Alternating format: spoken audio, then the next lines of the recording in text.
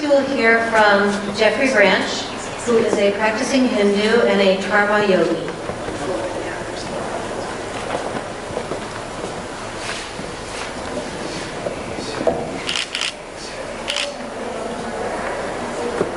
I offer my humble salutations and gratitude to everyone who's gathered here today. Community members, activists, legislators, and press, thank you so much for the opportunity to speak on behalf of reproductive freedom from the perspective of a religious minority here in Rhode Island. My name is Jeffrey Branch. I am a practicing Hindu and a karma yogi who sits on the Rhode Island Religious Coalition for Reproductive Freedom. As you can see today, we are a multi-faith organization that advocates for reproductive freedom here in Rhode Island.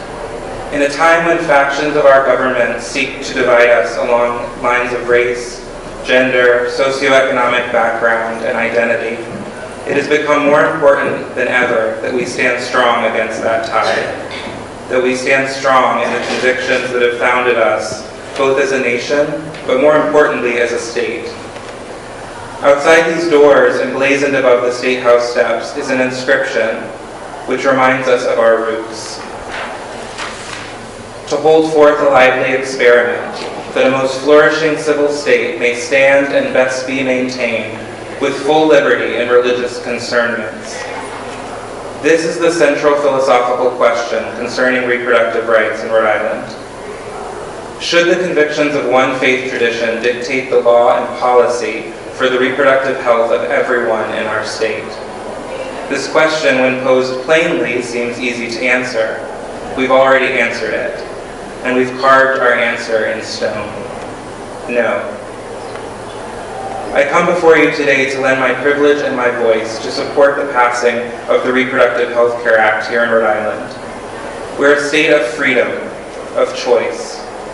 Overwhelmingly, Rhode Islanders support protections for a woman's right to choose and access to reproductive health care. According to Pew Research, 71% of all Rhode Island citizens support safe and legal abortion.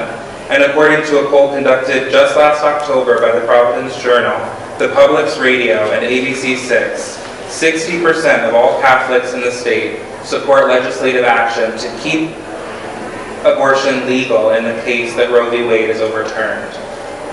This is not a niche political opinion. This is a liberty. And it's a liberty some would like to see stripped away from over half of our people. We've heard it said that the Reproductive Health Care Act doesn't change anything. That's true. It does, however, ensure our state laws reflect the findings of Roe, subsequent court decisions, and enforce and support the current state laws that protect reproductive health. In Rhode Island, we have many vibrant faith traditions represented. As I said before, I am a practicing Hindu. Sanatana Dharma sees all faiths, and even a lack of faith, as central to each individual's identity. We understand that the complexities of circumstance and experience make it impossible for one religion to claim monopoly on truth or moral conviction. We also uphold nonviolence as a central tenet of our faith. In all decisions, we strive to bring the least harm possible to the individual, the planet, and the society.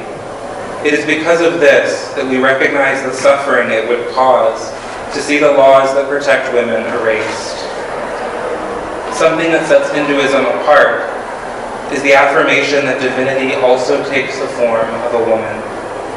Female deities, and in fact divine femininity as a concept, are central to the understanding and practice of Hinduism.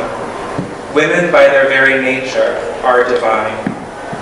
They hold within themselves not just the power to create their own destinies, but the power to shape society with their choices. There have been many religious voices speaking loudly in opposition to women's choice and their health care rights.